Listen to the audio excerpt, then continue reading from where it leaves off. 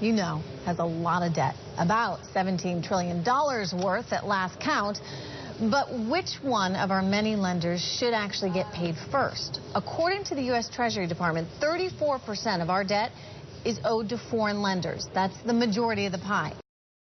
But a new bill being circulated around Congress would make sure we pay our biggest lenders first. China would be the top priority.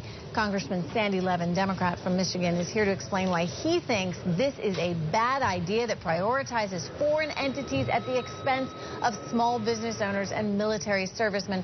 Congressman, welcome back to the show. Good to have you here. Explain to me what is at stake if this bill passes. I think the full faith and credit, really, of the U.S. is at stake. We need to pay our debts. We should not be saying we'll pay some, but we won't pay other bills. We can't divide it in half that way. By the way, the Treasury Department says it's impossible.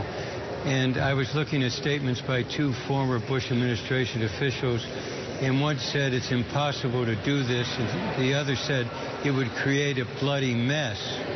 And he's right. I wanted to just read you something so that the exact language is understood. This was in 2011. Standard & Poor's global head of sovereign ratings said that theoretically Treasury could prioritize debt payments over other government obligations. But what he said is it would mean a very sudden fiscal shock. Potentially that would be deeply disruptive to the economy.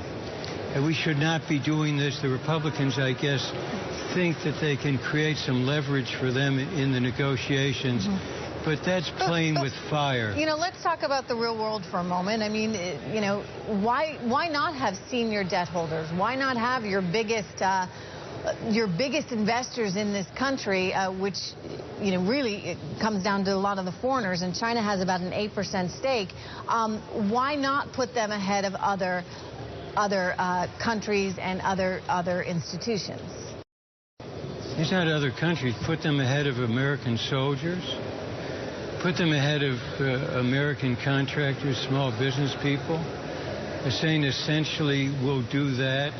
And Social Security, the Republicans modified their bill because they are really playing politics and they didn't want to be caught red-handed. But this is a red flag doing it this way. It's very unwise. We went through this a few years ago, playing with fire with our economy and the debt ceiling, and we should not do this again. And that's, in a few words, what the Republicans are proposing. Well, here's what I would just ask, too. I mean, how is it currently done? What is the current system? We don't actually say one's going to get paid over another, right? Everybody theoretically gets paid. The Treasury pays the bills as they come in, and they say, by the way, there's no way they could do otherwise. They've said that categorically. So why are we even discussing this then? I mean, could this in fact be just a sort of a political hot rod, if you will, to say, okay, China versus U.S.? I mean, why, if the current system is such that everyone just gets paid, is this perhaps a political instrument in your view? Well, to even be talking about it in the want first to place? say, if it's good politics, why should Republicans say, pay China first? Well, I don't know if it is good politics. I mean, a lot of people would say, hey, it's not fair. It's bad politics.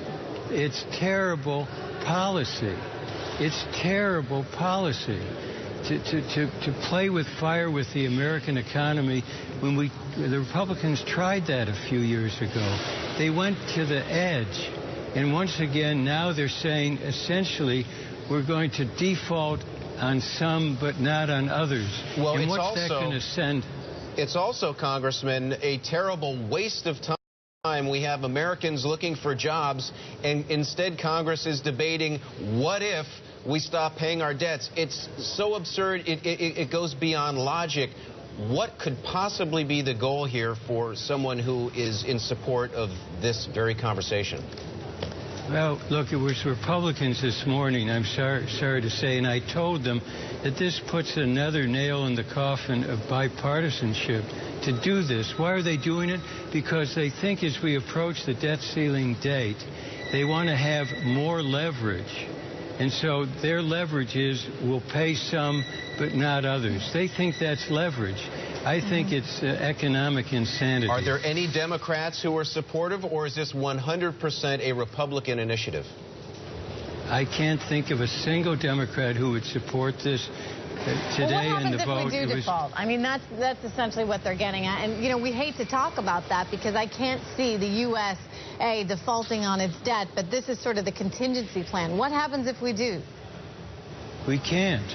I mean, we've been through this.